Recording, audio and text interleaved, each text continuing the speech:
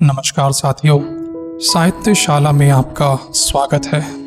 हिंदी कहानियाँ और कविताएं सुनने के लिए चैनल को सब्सक्राइब करें।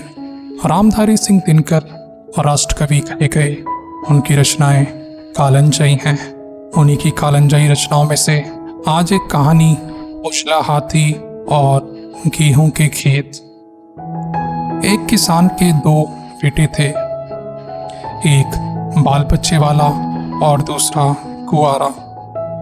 मरने से पहले किसान ने अपनी जायदाद दोनों बेटों में बांट दी और वह जब मरा उसके मन में यह संतोष था कि भाइयों के बीच कोई झगड़ा नहीं होगा।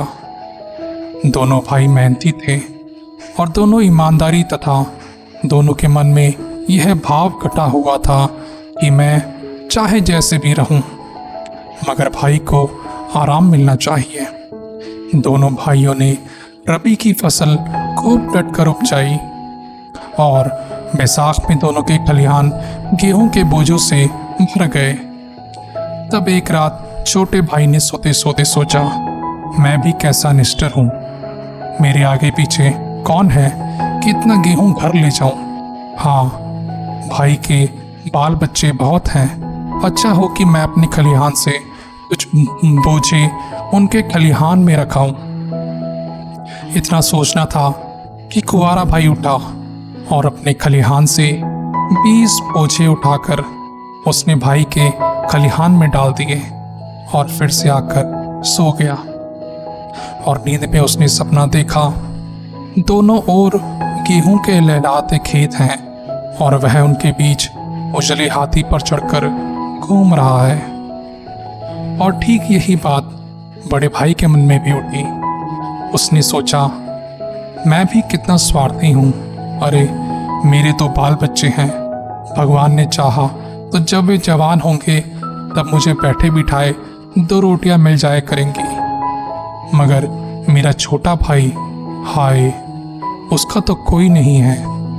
क्यों ना अपने खलिहान से कुछ बोझे उठाकर मैं उसके खलिहान में डाल आऊं।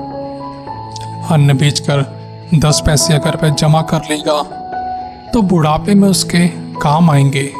और वह भी दौड़ा दौड़ा खलिहान में पहुंचा और अपने ढेर में से 20 बोझे उठाकर अपने छोटे भाई के खलिहान में मिला दिए और घर आकर वह खुशी खुशी सो गया। और सोते सोते उसने सपना देखा कि दोनों ओर गेहूं के लहलहाते खेत हैं और वह उजले हाथी पर बैठकर खेतों की सैर कर रहा है।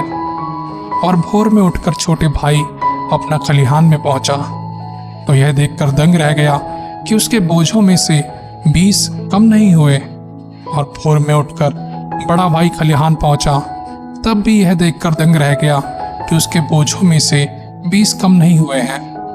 निदान रात में फिर दोनों भाइयों ने चोरी चोरी अपने भाई के खलिहान में बोझे पहुंचा दिए और दोनों ने फिर रात में उजले हाथी पर चढ़कर गेहूं के खेत में घूमने का सपना देखा। और दोनों भोर में खलिहान को ज्यों का त्यों देखकर फिर दंग रह गए। यह खेल कई रातों तक चला।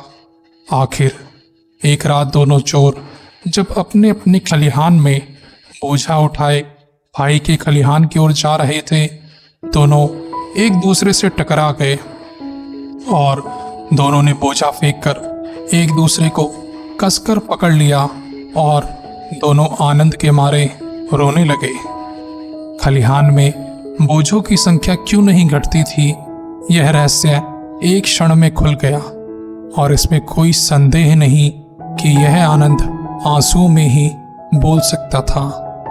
उनके आंसुओं की जो बूंदें पृथ्वी पर गिरी, उनसे नीचे पड़ा हुआ पीपल का एक बीज भीग गया और उत्तम अंकुर निकल आया। अब उस खलिहान की जगह पर पीपल का एक बड़ा वृक्ष लहराता है और जो भी राही उसके नीचे सुस्ताकर सो जाता है, वह सपना देखता है कि दोनों ओर गेहूं के लहलहाते खेत हैं और वह उनके बीच उजले हाथी पर चढ़कर घूम रहा है। धन्यवाद साथियों। कहानी अच्छी लगी हो तो चैनल को ज़रूर सब्सक्राइब करें।